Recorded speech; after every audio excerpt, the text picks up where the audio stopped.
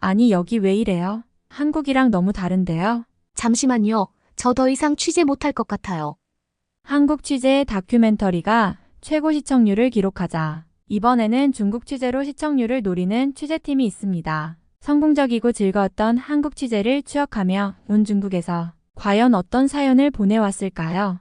안녕하세요. 저는 BBC의 취재기자 리사라고 합니다. 일전에 한국 취재를 다녀온 팀에게 들었는데 아시아는 정말 기회의 땅이자 행복한 곳이라고 하더라고요. 실제로 그 취재 열정이 고스란히 다큐멘터리에 녹아 있었고 수많은 시청자들이 그걸 보면서 부러워했다고 하죠. 회사의 본부장님께서도 시청률에 무척이나 흡족해 하셨고 한국을 취재하고 기획했던 팀에게는 막대한 보너스를 지급해 주셨습니다. 저는 그때 한국 일정이 맞지 않아서 가지 못했는데 다녀온 사람들이 가져온 한국 기념품을 받고 얼마나 부러워했는지 몰라요. 한국의 김을 한 보따리 사왔는데 역시 한국산 김이라서 훨씬 맛있더라고요. 최근 영국에서 한국의 김에 대한 인기가 굉장히 늘었고 김이라는 것을 모르던 사람까지 집집마다 가지고 있을 정도거든요. 저희 집에서도 부모님께서 김의 맛이 들리셨는지 항상 밥 끼니 때마다 김을 드시곤 할 정도거든요. 결국 어머니는 저에게 이번 중국 취재 때 김을 많이 사오라며 돈을 쥐어주실 정도였습니다. 한국 등 아시아 지역에서 판매하는 김은 유럽에서 볼 수 없는 희귀 음식이니까요. 결국 저는 중국에 떠날 준비를 하게 되었고 저를 비롯한 수많은 팀원들은 중국을 간다며 설레어했어요.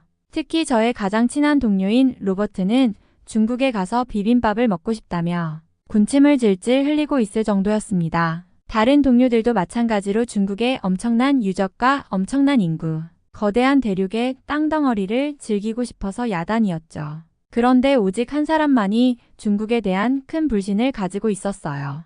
토마스는 중국은 절대 한국과 다른 나라라면서 방방 뛰었고 절대 기대해서도 안 되며 조용히 일만 하다고 오자며 호들갑을 떨었거든요. 그리고 로버트에게 비빔밥은 한국에서만 먹을 수 있는 음식이라며 약간의 화까지 낼 정도였습니다. 한국이나 중국은 전부 아시아 국가인데 뭐가 그리 다르다고 하는지 저희는 도저히 이해할 수가 없었습니다. 유럽에서는 빵이 주식이고 독일의 빵이나 영국의 빵은 사실 크게 다를 것이 없는 수준이잖아요. 아시아 또한 중국의 비빔밥이나 한국 혹은 일본의 비빔밥이 그리 다를 리는 없는 것이죠. 저희들은 분명 한국 취재를 다녀온 팀의 이야기를 들었기 때문에 중국이 얼마나 아름답고 살기 좋은 곳인지 알고 있었어요. 오히려 한국보다 중국의 환경이 더 좋다고 알고 있었고 한국에 없는 것도 중국에는 있을 거라는 호기심도 있었거든요. 로버트는 이번에 상하이에 가면 진짜 중국식 딤섬을 먹어볼 수 있겠지? 라며 눈을 반짝였어요. 그는 이미 한국 취재를 다녀온 팀이 추천한 한국 음식들 불고기, 김치찌개, 떡볶이를 너무 좋아한 나머지 이번엔 중국 음식에 푹 빠질 준비가 되어 있었죠. 하지만 그런 그의 기대와 달리 토마스는 상하이 얘기가 나올 때마다 고개를 절레절레 흔들며 상하이? 거기 미세먼지 때문에 하늘 보기도 힘들다던데 음식도 다 기름지고 조미료 투성이일걸? 이라며 불평을 늘어놨어요. 출발 전날 팀원들은 모여 짐을 점검하며 저마다 기대감에 부풀어 있었어요. 토마스는 작은 캐리어 안에 영국에서 구할 수 있는 간단한 음식들을 챙겼는데 그의 설명으로는 혹시라도 음식이 입에 맞지 않을 때 대비한 필수템이라고 하더군요. 저희들은 현지에 가서 현지 음식을 먹으면 된다고 생각했지만 토마스는 상비약까지 아주 단단히 준비를 끝마쳤다고 했죠. 정말 호들갑, 유나는 혼자 다 떨고 있는 모습에 평소 회사에서도 결벽증이 있더니 밖에서까지 저런다며 다들 수근거릴 정도였습니다. 그리고 드디어 저희 취재팀은 상하이에 도착했습니다. 공항에서부터 느껴지는 활기찬 분위기와 수많은 인파는 정말 대륙의 크기를 실감하게 했어요. 그러나 기대감도 잠시 첫 촬영지를 향해 이동하며 겪은 일이 정말 충격적이었어요. 도로를 달리는 차들의 끊임없는 경적 소리와 짙은 스모그는 팀원들의 기분을 무겁게 만들었어요. 특히 로버트는 창밖을 바라보며 이게 대체 뭐야? 어디가 그렇게 아름답다는 거야? 라고 중얼댔죠. 그 와중에도 토마스는 내 말이 맞았지? 내가 뭘 했어? 라며 승리의 미소를 지었습니다. 하지만 저희의 첫 촬영지인 유서 깊은 시장에 도착하자 분위기가 반전되었어요. 거기엔 형형색색의 등불 아래 다양한 향신료와 전통 음식들이 가득했고 상인들의 활기찬 목소리와 함께 독특한 매력이 넘쳐났죠. 로버트는 금세 딤섬 가게로 달려가더니 기쁨에 찬 얼굴로 한 접시를 들고 와서 맛보라며 권했어요. 와, 토마스, 이건 인정해라. 진짜 맛있어. 토마스는 못 이기는 척 딤섬을 집어들었고 그 순간 그의 표정이 살짝 부드러워지는 걸 봤어요. 괜찮네. 하지만 이건 시작일 뿐이야. 방심은 금물이야. 라며 여전히 경계를 늦추지 않았죠. 토마스는 처음부터 자신의 방식대로 행동하며 영국에서 가져온 빵과 비스킷, 그리고 중국 편의점에서 구매한 코카콜라만 고집했습니다. 중국에 온 게 왜 이렇게 걱정스럽냐고 묻는 사람들에게 그는 늘 이렇게 답했죠. 음식 문제로 고생하기 싫으면 나처럼 살아야 해. 안전한 선택만 하면 되는 거야. 그의 말이 처음엔 조금 과민해 보였지만 저와 로버트가 배탈로 고생하며 화장실을 오가던 상황을 보고 나서는 팀원들도 슬슬 그의 방식에 관심을 가지기 시작했어요. 저도 후회만 계속하고 있었고 무얼 먹어서 탈날지 모르는 음식들을 먹으며 계속 배만 부여잡고 있을 뿐이었습니다. 취재를 위해 길거리를 누비고 대중교통을 이용해야 할 때마다 저희 팀은 다양한 문화적 충격과 예상치 못한 상황을 마주해야 했어요. 특히 중국의 대중교통은 우리를 끝없이 당황하게 만들었습니다. 한 번은 지하철을 타러 갔을 때의 일이었어요. 퇴근 시간이라 그런지 사람들은 마치 전쟁터에 뛰어드는 군인들처럼 열차에 밀고 들어갔습니다. 저와 로버트는 간신히 자리를 잡았지만 주변은 숨을 쉴 틈도 없을 정도로 꽉 찬 상태였죠. 문제는 열차가 출발하자마자 시작되었습니다. 앞에 서 있던 한 남성이 신발을 벗고 양말을 벗더니 맨발을 좌석 위에 올려놓는 겁니다. 저희 팀은 서로 눈빛을 교환하며 충격을 감추지 못했죠. 리사, 이건 설마 찍어야 하는 장면 아니야? 로버트가 농담처럼 속삭였지만 그 말을 듣는 순간 저는 카메라를 꺼낼 마음이 들지 않았어요. 그 광경은 단순히 불쾌함을 넘어 대중교통의 혼란스러움을 적나라하게 보여주는 상징 같았거든요. 또 다른 날에는 버스를 탔는데 좌석 뒤쪽에서 사람들이 큰 소리로 다투는 모습이 보였습니다. 한 할머니가 자신의 짐을 놓을 자리가 없다며 다른 승객들과 언성을 높이고 있었어요. 하지만 문제는 그녀가 손에 들고 있던 물건이 살아있는 닭이었다는 겁니다. 닭은 끊임없이 날개를 퍼덕이며 소리를 냈고 주변 사람들은 코를 막으며 뒷걸음질 쳤어요. 저희도 그 장면을 보고 어쩔 줄 몰라 하며 버스에서 얼른 내릴 수밖에 없었죠. 길거리 취재도 만만치 않았습니다. 특히 큰 시장에서 촬영을 하던 날 길 한가운데서 아기를 들고 소변을 보는 부모를 목격한 일이 있었어요. 여기선 이런 게 일상인가 봐. 로버트가 고개를 저으며 말했지만 저는 차마 그 광경을 오래 바라볼 수 없었습니다. 지나가던 토마스가 혀를 차며 말했죠. 봐라, 내가 뭐랬어? 여긴 내가 기대했던 그 낭만적인 아시아가 아니라고.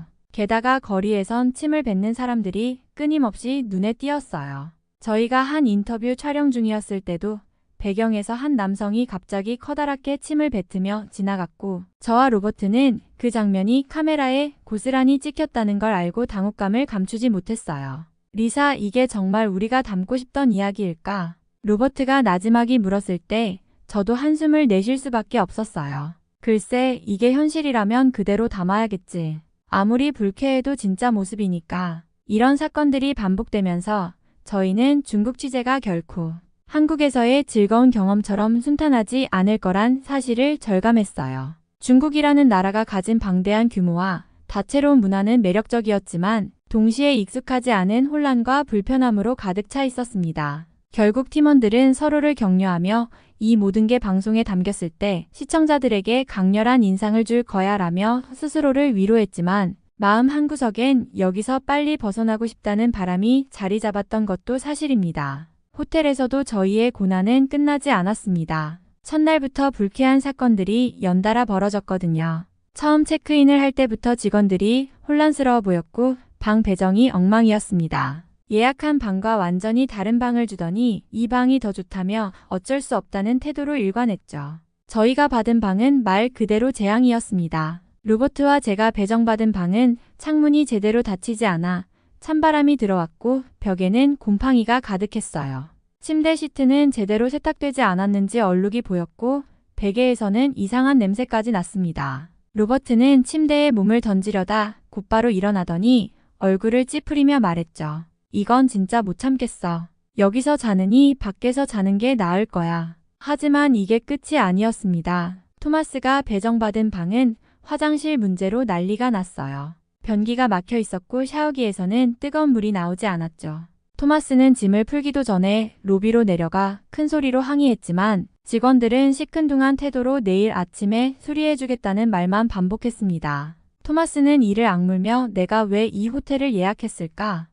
라며 스스로를 자책했어요. 그러나 가장 충격적이었던 건 제가 목격한 한 장면이었어요. 저녁 늦게 복도를 걷다가 방 청소를 하던 직원이 저희 방 쓰레기통을 치우는 걸 봤는데 그가 바로 옆 방으로 가서는 쓰레기통 안에 쓰레기 일부를 그대로 옮겨놓는 걸 목격한 겁니다. 저는 두 눈을 의심하며 한참을 멍하니 서 있었어요. 직원은 저를 발견하자 무언가를 중얼거리며 서둘러 자리를 떠났습니다. 심지어 밤에는 이상한 소음 때문에 제대로 잠을 잘 수도 없었어요. 복도에서는 계속해서 문이 쾅쾅 닫히는 소리와 누군가의 고함 소리가 들렸고 한 번은 다른 방에서 싸우는 소리가 너무 커서 로버트가 문을 열고 소리를 지르기도 했어요. 제발 좀 조용히 해요. 여긴 호텔이에요. 격투장이 아니라고요. 하지만 소음은 전혀 줄지 않았고 저희는 그날 밤 제대로 잠을 이루지 못했죠. 아침에 일어나 보니 로버트는 다크서클이 턱 밑까지 내려왔고 토마스는 이 호텔에 대한 리뷰를 어디든 남겨야겠다고 씩씩댔습니다. 저도 힘겹게 웃으며 말했죠. 우리 정말로 취재를 하는 건지 생존 훈련을 하는 건지 모르겠네. 결국 우리는 이 호텔에서의 경험을 발판, 삼아 남은 취재 기간 동안 더 이상 아무것도 기대하지 않기로 했습니다. 그냥 모든 최악을 상정하고 다니자는 로버트의 말이 저희 모두의 유일한 마음의 위안이 되었죠. 취재 중간에 본사에서 연락이 왔을 때 저희는 잠시나마 평온한 시간을 보낼 수 있었습니다. 본부장님은 한국에 갔던 팀의 다큐멘터리가 여전히 화제다. 너희도 이번에 뭔가 큰 걸 만들어낼 수 있을 거라고 믿는다며 격려했죠. 전화기 너머로 들려오는 그의 밝은 목소리에 저는 씁쓸한 미소를 지었습니다. 우리가 겪고 있는 현실과는 너무나도 거리가 먼 말이었거든요. 특히 한국에 갔던 팀에서 보낸 메시지가 압권이었습니다. 중국이라니 얼마나 멋진 곳일지 상상이 안 돼. 길거리 음식도 맛있고 사람들도 친절할 테니 분명 멋진 경험을 하고 있을 거야. 우리처럼 좋은 추억 많이 만들고 와. 그들의 메시지는 마치 현실과 이상이 교차하는 듯한 기묘한 느낌을 주었어요. 저는 로버트와 그 내용을 공유하며 말했다죠. 봐, 한국팀은 우리가 지금 천국에 있는 줄 아나 봐. 그들에게는 이 모든 혼란과 불편함이 도저히 상상되지 않을 거야. 로버트는 고개를 끄덕이며 한숨을 쉬었어요. 아마도 그들이 갔던 한국은 정말 꿈 같은 장소였겠지. 하지만 여기선 꿈이 아니라 악몽을 꾸고 있는 기분이야. 토마스는 그 이야기를 듣더니 씁쓸하게 웃으며 말했어요. 그래, 그들이 한국에서 즐겁게 일하고 있을 때 난 여기서 이런 상황들을 예상하고 코카콜라를 챙겨왔지. 누구의 판단이 더 현명했는지는 이제 확실하지 않나. 하지만 회사의 연락이 우리에게 새로운 동기를 주었어요. 그래, 우리가 이렇게 고생한 만큼 다큐멘터리가 성공하면 우리도 보상을 받을 수 있을 거야. 저는 팀원들을 격려하며 말했습니다. 로버트도 고개를 끄덕이며 힘을 내보자고 했죠. 그렇게 저희는 다시 촬영 장비를 챙기고 취재를 이어가기로 했습니다. 회사가 믿어주는 만큼 그리고 한국팀이 부러워할 만큼 멋진 결과물을 만들어야 한다는 결심이 생겼으니까요. 물론 마음 한구석엔 우리가 한국에 갔더라면 어땠을까 하는 아쉬움이 떠나지 않았지만요. 그날 밤 호텔에서 힘든 하루를 마치고 각자 캔맥주를 하나씩 들고 앉아 있었습니다. 모두 지친 얼굴이었지만 그래도 이런 소소한 시간이 우리에게 작은 위안이 되었죠. 조용한 침묵 속에서 토마스가 갑자기 무겁게 입을 열었습니다. 사실 내가 중국에 대해 이런 생각을 가진 데에는 개인적인 이유가 있어. 그의 목소리는 평소와 달리 진지했고 저희는 모두 귀를 기울였습니다. 내 누나가 몇 해 전에 중국 남자랑 결혼했었거든. 그런데 그 결혼이 1년도 채 안 돼서 끝났어. 뜻밖의 이야기였어요. 로버트가 조심스럽게 물었죠. 왜 그렇게 빨리 끝났는데? 무슨 일이 있었던 거야? 토마스는 맥주를 한 모금 들이켜며 깊은 한숨을 내쉬었어요. 그 남자 정말 자기 멋대로였어. 모든 걸 자기 방식대로 하려 들고 누나의 의견은 무시했어. 게다가 집안일은 전혀 안 했지. 집 청소는 물론이고 심지어 자기 몸도 잘 씻지 않아서 집 안이 항상 냄새로 가득했어. 그는 잠시 말을 멈추고 우리를 바라봤습니다. 누나는 정말 열심히 그 관계를 유지하려고 했어. 하지만 결국엔 지쳐버린 거야. 매일매일 남편의 무책임한 태도와 서로 다른 문화 차이에 부딪히면서 말이야. 로버트가 말을 받았어요.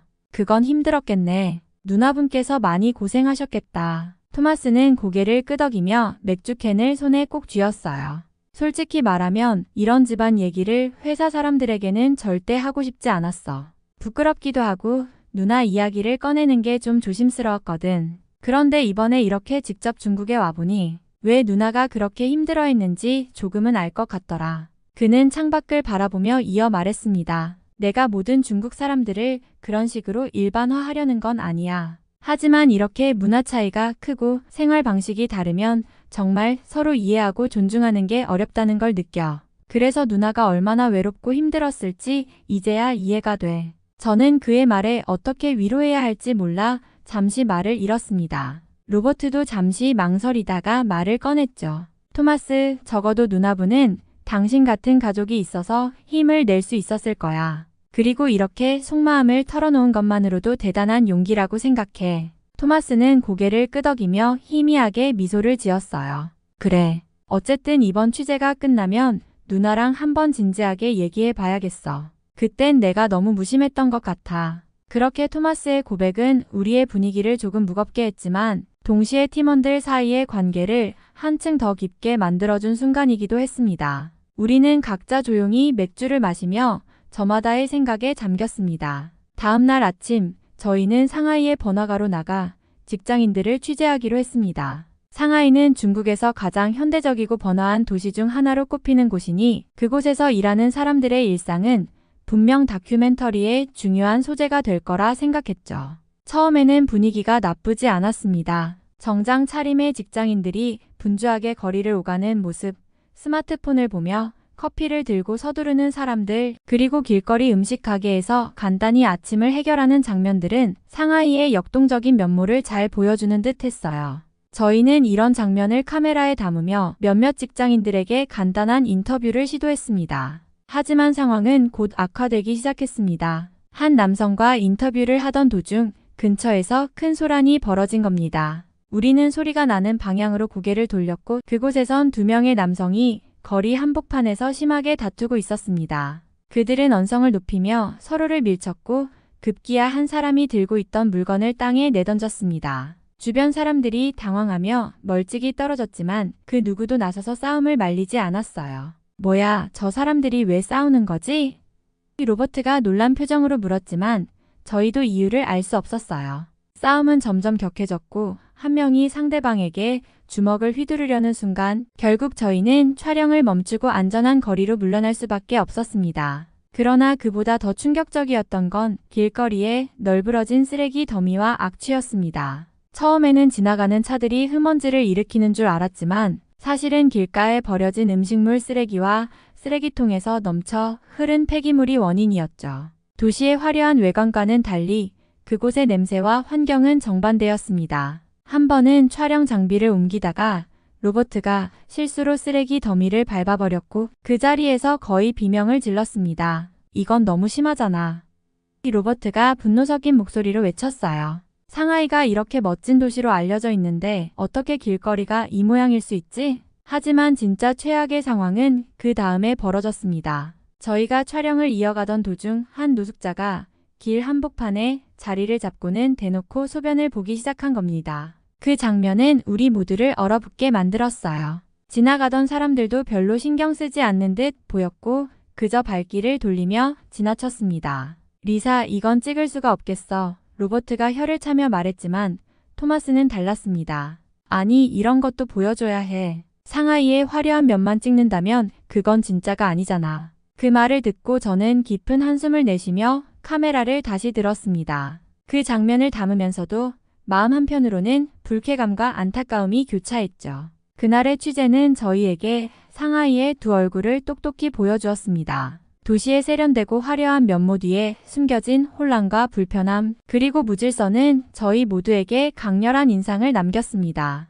그날 밤 호텔로 돌아오며 우리는 이 취재가 단순히 즐거운 다큐멘터리를 만드는 일이 아니라는 걸 다시금 깨닫게 되었어요. 촬영을 마친 후 저희는 힘겹게 영국으로 돌아왔습니다. 상하이에서의 불쾌한 경험들이 아직도 머릿속에 생생하게 남아 있었지만 그럼에도 불구하고 취재한 내용을 편집하고 다큐멘터리 형식으로 정리하는 일이 남아 있었습니다. 모든 팀원들이 피곤하고 지친 상태였지만 그날 저녁 본사에서 열린 회의에서 우리는 촬영한 영상을 직원들과 함께 보며 이야기를 나누었습니다. 회사의 본부장님은 그 영상을 보며 고개를 끄덕였고 우리는 각자 촬영한 장면에 대해 설명을 했습니다. 하지만 회사 사람들은 한국 취재팀이 겪었던 경험을 떠올리며 묘한 비교를 하기 시작했습니다. 와, 중국에서는 정말 전혀 다른 분위기였군요. 한 직원이 영상을 보며 말했어요. 한국 취재 때는 너무나 깔끔하고 체계적이었는데 여기선 그야말로 질서가 없네요. 진짜 한국은 너무 멋진 나라였어요. 다른 직원은 미소를 지으며 말을 이었죠. 우리가 갔을 때 모든 게 정리되어 있었고 사람들도 정말 친절했어요. 그곳은 전혀 불쾌한 경험이 없었어요. 정말 훌륭한 나라예요. 저희는 그 말을 듣고 잠시 멍하니 있었습니다. 사실 한국 취재가 그렇게 순조롭고 즐거운 경험이었으니 그걸 다시 떠올리며 저희는 고개를 끄덕일 수밖에 없었죠. 그런데 한 직원이 덧붙였어요. 그래도 이번 중국 취재는 우리가 상하이의 다른 면을 알게 되어서 오히려 의미 있었어요. 물론 불편한 점도 많았지만 그만큼 진짜 모습을 볼 수 있었죠. 저는 그 말을 들으며 잠시 생각에 잠겼습니다. 맞아요. 한국처럼 모든 게 정리된 나라는 세상 어디에도 없을지도 모르죠. 하지만 그만큼 그곳의 문화와 사람들이 살아가는 방식에 대해서 더 많이 배울 수 있었던 것 같아요. 로버트도 말했어요. 한국은 정말 훌륭한 나라였죠. 그곳에서의 경험이 너무 좋아서 이제 다른 나라에서 취재하는 일이 상상도 안 되네요. 하지만 어쨌든 우리는 계속해서 다양한 곳에서 사람들의 삶을 보여줘야 하는 거니까 그 경험도 중요한 거겠죠. 토마스는 씁쓸한 미소를 지으며 말을 꺼냈습니다. 그래, 한국은 정말 꿈의 나라 같았어요. 그런 나라를 떠나서 중국에 오니까 정말 많이 달랐어요. 나도 이곳의 진짜 모습을 알게 된 만큼 이제 더 넓은 시각을 가질 수 있을 것 같아요. 회의가 끝나갈 무렵 본부장님은 저희에게 마지막으로 말을 전했죠. 한국은 물론 멋진 나라지만 이렇게 다양한 경험을 하고 돌아오는 것도 중요한 거예요. 지금 겪은 경험들이 다음 취재에 큰 도움이 될 거예요. 그리고 앞으로도 계속해서 다양한 문화를 존중하며 취재를 이어나가길 바랍니다. 저희는 모두 고개를 끄덕이며 그 말을 받아들였어요. 한국에서의 경험은 분명 잊지 못할 추억이었지만 중국에서 겪은 어려움과 고생도 저희에게 많은 가르침을 주었다는 걸 깨닫게 되었습니다. 그리고 가장 중요한 건 한국처럼 완벽한 나라는 없다는 사실을 몸소 느끼게 되었다는 점이었죠. 그날 회의 후 우리는 모두 조금씩 지쳐 있었지만 상하이에서의 취재 결과를 보며 마음속에서 하나의 결론을 내렸습니다. 한국 취재 갔던 팀이 정말 부러웠어요. 그곳에서의 경험은 너무나 완벽했고 무엇보다 사람들이 얼마나 친절하고 환경이 잘 정비되어 있는지에 감탄했으니까요. 모든 것이 매끄럽고 체계적이었고 편안했죠. 그런 나라를 떠나 다른 아시아로 갔을 때 겪었던 어려움들이 더욱 뚜렷하게 느껴졌습니다. 그래서 지금은 당분간 아시아는 가지 않을 생각이에요.